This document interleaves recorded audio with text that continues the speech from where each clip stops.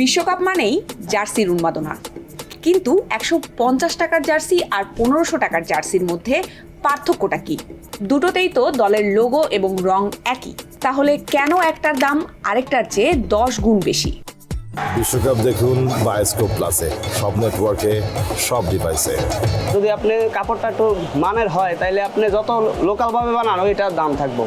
অথবা আমি মনে করি মার্কেটের থেকে আমার কেনাটা সবচেয়ে বেটার। যেমন এটা হলো 0 সুপার মার্কেট, এটা নতুন হয়েছে। আমরা আছে টুইন টাওয়ার আছে, হল মার্কেট আছে, এটা সবই স্পোর্টস মার্কেট। তো এগুলোতে আমি মনে করি স্পোর্টসের কোনো কেনাকাটা করলে এখানে আসাটাই বেটার। পাইকারি হিসাব প্লেয়ার ভার্সন যে যাচ্ছে এটা 750 টাকা, আর আমরা কিন্তু খুচরা বেশি 1000-এর উপরে। প্লেয়ার ভার্সনের মালের যে কাপড় সব জায়গায় একই রকম, কেউ এটা 2 নম্বরই করার সিস্টেম নাই। এর ভিতরে কাজে তফাৎ হয়, যেমন স্টিকার হয়, এমব্রয়ডারি হয়। এর ভিতরে যাচাই করে কেনাটাই ভালো। সবচেয়ে বেশি চলছে আমগো হইলো আর্জেন্টিনার জার্সিটা, তারপর তো ব্রাজিল। তো স্পেনে কিছু হালকা চলছে, কিন্তু এছাড়া আদার্স অন্যগুলো এত টাটা না।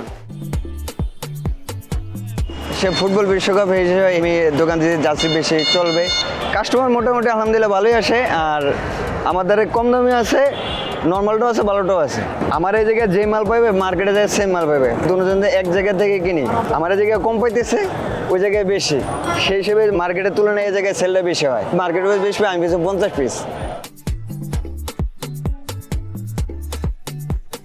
আমরা সারা বছরই একই দামে জার্সি সেল করে থাকি। প্লাই এডিশন 1150 টাকা, ফ্যান এডিশন 850 টাকা। আমরা এখন পর্যন্ত দাম বাড়াইনি। কিছু কিছু ক্ষেত্রে মার্কেটে জার্সির দাম হয়তো বেড়েছে বা কমেছে। এর কারণ হচ্ছে প্রাইসিংয়ের চেঞ্জ আসা, ডিমান্ড ইস্যু, সাথে হচ্ছে আরএমবির প্রাইস বাড়ার একটা রিলেশন আছে।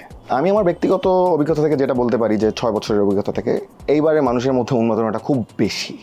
মানুষ এবার খুব আগ্রহ সহকারে জার্সি কিনছে এবং তার প্রিয়জনকে গিফট দিচ্ছে। আমাদের জার্সিগুলো বেসিক্যালি হচ্ছে সবই বাইরে থেকে আসে। আমাদের জার্সি সবই চায়না থেকে আসে। শুধু আমাদের না, বাংলাদেশের যতগুলো জার্সি ইম্পোর্ট হয় সবই চায়না থেকে আসে। আসলে ভ্যানের জার্সির সাথে দোকানের জার্সির পার্থক্যটা কোন জায়গায় বলার থেকে হচ্ছে পার্থক্যটা কোন কোন জায়গায়। পার্থক্য আসলে অনেক জায়গায়। তার মধ্যে মেজর পার্থক্য হচ্ছে ফ্যাব্রিক। ওই জার্সির যে ফ্যাব্রিক ইউজ করা হয় ওটা মেইন যে জার্সির ফ্যাব্রিক, ওটার সাথে পুরোপুরি অ্যাকুরেট না। ওটা একটা নক অফ জার্সি, ভ্যানের জার্সিতে যেটা ইউজ করা হয়। আসলে জার্সি এখন আর যে একটা ফুটবলের ড্রেস, এই কনসেপ্টটা বলতে গেলে চলে গেছে। যদি এইটাই হতো তাহলে মানুষ শুধু যে টিম জিতবে, ওই টিম হারবে, ওই টিমের জার্সি। কিন্তু আমরা টার্কির জার্সি নিয়ে আসছি, ঘানার জার্সি নিয়ে আসছি, এগুলো মানুষ প্রচুর কিনতেছে। কারণ কি? কারণ স্টাইলিং করার জন্য এই জার্সিগুলো সুন্দর, তাই ফিমেল কাস্টমাররাও প্রচুর জার্সি কিনতেছে। কারণ হচ্ছে স্টাইল করা যাচ্ছে, কেউ ক্রপ টপ হিসেবে ইউজ করতে পারতেছে, কেউ জিন্সের সাথে পরার জন্য ইউজ করতেছে। তো জার্সি আর একটা ফুটবলের ড্রেস বা হিসাবে না, এটা একটা কালচার হয়ে উঠতেছে। বাংলাদেশেও, বিদেশে অলরেডি এটা একটা কালচার। বাংলাদেশের ট্রেন্ডটা আস্তে আস্তে গ্রো করতেছে। বিশ্বকাপ দেখুন বায়োস্কোপ প্লাসে, সব নেটওয়ার্কে, সব ডিভাইসে।